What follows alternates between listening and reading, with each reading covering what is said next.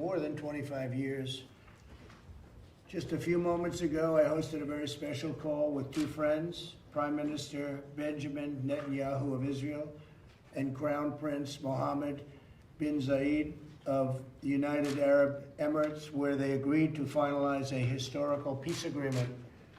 Everybody said this would be impossible. And as you know, Mohammed is one of the great leaders of the Middle East. After 49 years, Israel and the United Arab Emirates will fully normalize their diplomatic relations. They will exchange embassies and ambassadors and begin cooperation across the board and on a broad range of areas, including tourism, education, healthcare, trade, and security. This is a truly historic moment. Not since the Israel-Jordan peace treaty was signed more than 25 years ago has so much progress been made towards peace in the Middle East.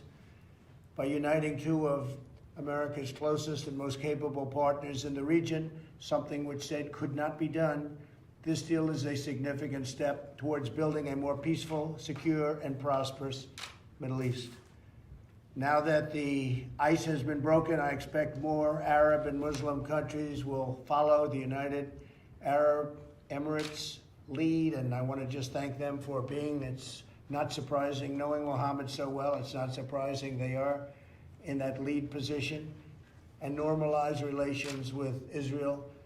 We are already discussing this with other nations, very powerful, very good nations, and people that want to see peace in the Middle East. So you will probably see others of these, but this is the first one in more than 25 years.